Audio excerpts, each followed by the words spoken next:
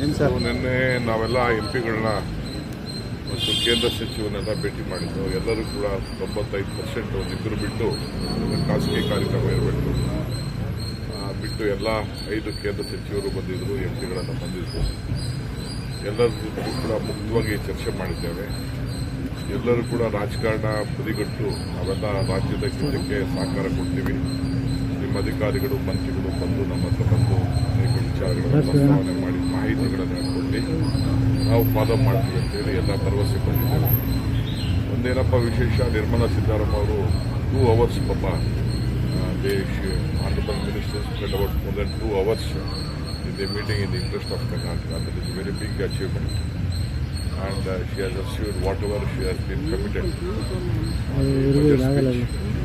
honor that when we come to the cabinet. ಬೇರೆ ಸ್ವಲ್ಪ technical issues ಏನಾದ್ರು ಇದೆ ಅಂತ ಹೇಳ್ತಾ ಇದ್ದಾರೆ. ನಮಗಿನ್ನ ಯಾವುದೂ ಅವರೇನು ಅಂತರ್ಭದ್ರ ವಿಚಾರದಲ್ಲಿ ಯಾವುದು ನಿರ್ಣಯ ಬಂದಿಲ್ಲ. ಅವ್ರೇನೇನು ಬೇಕಲ್ಲ ನಾವೆಲ್ಲ ಬರೆದು ಕೊಟ್ಟಿದ್ದು. ಆದರೆ ಒಟ್ಟಾರೆ ಎಲ್ಲ ವಿಚಾರದಲ್ಲೂ ಕೂಡ ಎಲ್ಲರೂ ಗಮನಿಸ್ತೀವಿ. ವಿಶೇಷವಾಗಿ ಮಾದಾಯಿ ವಿಚಾರದಲ್ಲಿ ಈಗ ಇಬ್ಬರು MPs ಏನಾದ್ರು ಹೋಗಿದ್ದಾರೆ, ಹೊಸದಾಗಿ ಫಾರ್ಮರ್ಶಿಪ್, ಅವ್ರಿಗೆಲ್ಲ ಫಿಂಗರ್ ಟಿಪ್ಸಲ್ಲಿದೆ ಪ್ರಾಬ್ಲಮ್ಸ್ ಏನಿದೆ. ಬಹುಶಃ ಅವರು ಕೂಡ ಜೋಶಿ ಅವರು ಇಬ್ಬರು ಫಾರ್ಮರ್ಸ್ CMಗಳು ಕೂಡ ಅದನ್ನು ಹತ್ಕೊಂಡು ಆ ಪ್ರಾಬ್ಲಮ್ನ ಸಾಲ್ವ್ ಮಾಡ್ತಾರೆ ಅಂತ ನಾನು ಅನ್ಕೊಳ್ತೇನೆ. ಮಿಕ್ಕಿದೆಲ್ಲ ವಿಚಾರಗಳು ಕೂಡ ನಾವು ಗಮನಕ್ಕೆ ತಂದಿದ್ದೇವೆ. ವಿಶೇಷವಾದಂಥ ಯೋಜನೆಗಳ ಬಗ್ಗೆ ಸ್ಪೆಷಲ್ದಾಗಿ ನಾವು ಮುಖ್ಯಮಂತ್ರಿಗಳು ಸಲ್ಲಿಸಿದ್ದಾರೆ. ನಿನ್ನೆ ಮಧ್ಯಾಹ್ನ ನ್ಯಾಷನಲ್ ಹೈವೇ ಮಿನಿಸ್ಟರ್ ಭೇಟಿ ಮಾಡಿದ್ರು.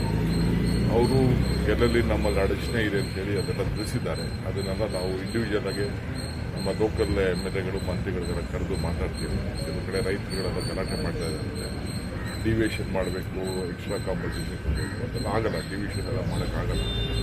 ನಾವೆಲ್ಲ ಕರೆದು ಮಾತಾಡಿ ಅದನ್ನು ಸಿಕ್ಕು ಮಾಡ್ತೀವಿ. ಕೆಲವು ಕಡೆ ಮಧ್ಯ ದೇವಸ್ಥಾನಗಳಿದೆ, ದೇವಸ್ಥಾನ ಮುಟ್ಬೇಡಿ ಅಂತ ಹೇಳ್ತಾರೆ, ಅದು ಕೂಡ ನಾವು ಕರೆದು ಮಾತಾಡಿ. ಪ್ರಧಾನಮಂತ್ರಿಗಳ ಭೇಟಿ ಇವತ್ತು ಸಾಯಂಕಾಲ ಇದೆ. ಪ್ರಧಾನಮಂತ್ರಿಗಳ ಭೇಟಿ ಇವತ್ತು ಸಾಯಂಕಾಲ 8 ಗಂಟೆಗಿದೆ. ನಾನು ಹೋಗ್ತಾ ಇದ್ದೀನಿ, ಮಧ್ಯಾಹ್ನ ಹೋಗ್ತಾ ಇದ್ದೀನಿ. ನಾನು ಯಾವುದೋ ಪ್ರಜಾವಾಣಿಯವರಿಗೆ ಒಂದು ಟೈಮ್ ಕೊಟ್ಬಿಟ್ಟಿದ್ದೇನೆ, ಬರ್ತೀನಿ ಅಂತ. ನಾನು ವಾಪಸ್ ಬಂದೆ. ಈಗ ನಾನು ವಾಪಸ್ ಸರ್, ಹೈಕಮಾಂಡ್ ನಾಯಕರನ್ನ ಭೇಟಿ ಏನಾದ್ರು ಆಗಿದ್ರ? DCM ಚರ್ಚೆ ಜೋರಾಗಿ ಆಗ್ತಾ ಇದೆ, ಏನಾದ್ರು ವಾರ್ನಿಂಗ್ ಹೇಳಿ. ಯಾವ DCM ಚರ್ಚೆನೂ ಇಲ್ಲ, ಯಾವ ಚೀಫ್ ಮಿನಿಸ್ಟರ್ ಪ್ರಶ್ನೆ ಇಲ್ಲ. ಸ್ವಾಮಿಗಳು ಅಭಿಮಾನದ ಮೇಲೆ ನನ್ನ ಬಗ್ಗೆ ಮಾತಾಡಿರ್ಬೋದು ಅಷ್ಟೇ. ದಯವಿಟ್ಟು ನಾನು ರಿಕ್ವೆಸ್ಟ್ ಮಾಡ್ತೀನಿ, ಯಾರ ರೆಕಮೆಂಡೇಷನು ನನಗೆ ಅವಶ್ಯಕತೆ ಇಲ್ಲ. ನಾವು ಮಾಡಿರೋ ಕೆಲಸಕ್ಕೆ ನಮ್ಮ ಪಾರ್ಟಿ ಹೈಕಮಾಂಡು ತೀರ್ಮಾನ ಮಾಡ್ತದೆ. ನಾನು, ಖರ್ಗೆ ಸಾಹೇಬರು, ಚೀಫ್ ಮಿನಿಸ್ಟರು, ಸಿದ್ದರಾಮಯ್ಯ ಸಾಹೇಬರು, ನಾನು ಎಲ್ಲ ಕೂತ್ಕೊಂಡು ನಾವೇನೋ ನಮ್ಮದೇನೋ ನಾವು ಪಕ್ಷದ ಹಿತದೃಷ್ಟಿಯಿಂದ ನಾವು ಯಾವ ರೀತಿ ಕೆಲಸ ಮಾಡಬೇಕು ಅಂತ ಒಂದು ತೀರ್ಮಾನಕ್ಕೆ ಬಂದಿದ್ದೇವೆ ಹೈಕಮಾಂಡ್. ಸೊ ಯಾರು ಯಾವ MLAನೂ ಮಾತಾಡೋದು ಅವಶ್ಯಕತೆ ಇಲ್ಲ, ಯಾವ ಮಂತ್ರಿನೂ ಮಾಡೋದ್ರ ಅವಶ್ಯಕತೆ, ಯಾವ ಸ್ವಾಮಿಗಳ ಅವಶ್ಯಕತೆ ಇಲ್ಲ. ಅವ್ರ ಆಶೀರ್ವಾದ ಇದ್ದರೆ ದೇವ್ರ ಒಳಗಡೆಯಿಂದನೇ ಅವ್ರ ಅರಸಲಿ ಸಾಕು. ಅಷ್ಟು ಬಿಟ್ಟರೆ ದಯವಿಟ್ಟು ಇಲ್ಲಿಗೆ ಮುಗಿಬೇಕು. ನನಗೆ ಈ CM ವಿಚಾರ ಪಬ್ಲಿಕ್ಕಲ್ಲಿ, ಮಾಧ್ಯಮದಲ್ಲಿ ಡೆಪ್ಟಿ CM ವಿಚಾರ ಯಾವ ಮಂತ್ರಿ ಆಗಲಿ ಮಾಡೋಂಥ ಅವಶ್ಯಕತೆ. ಇನ್ನು ನಾನು ಹೇಳ್ತೀರಲ್ಲ, AICC ಅವರಾಗಲಿ ನಾನಾಗಲಿ ವಿಧಿ ಇಲ್ಲದೆ ನೋಟಿಸ್ ಕೊಡಬೇಕಾದಂಥ ಅನಿವಾರ್ಯತೆ ಯಾರಾದರೂ ಶಾಸಕರಾಗಲಿ ಯಾರೇ ಆಗಲಿ ಪ್ರಸ್ತಾವನೆ ಮಾಡಿದರೆ ನಮ್ಮ ಪಾರ್ಟಿಯವರು, ನಾನು ವಿಧಿ ಇಲ್ಲದೆ ನಾನು ಶಿಸ್ತಿನ ಕ್ರಮವನ್ನು ಕೈಗೊಳ್ಳಬೇಕಾಗ್ತದೆ. ಪಾರ್ಟಿಗೆ ಶಿಸ್ತು ಇಂಪಾರ್ಟೆಂಟ್. ಶಿಸ್ತಿಲ್ಲ ಅಂದರೆ ಯಾರೂ ಇಲ್ಲ. ಪಕ್ಷ ತರಬೇಕಾದ್ರೆ ಎಷ್ಟು ಶ್ರಮ ಪಟ್ಟಿದ್ದೀವಿ, ಏನು ಮಾಡಿದ್ವಿ ಅಂತ ನಮ್ಗೆ ಗೊತ್ತಿದೆ.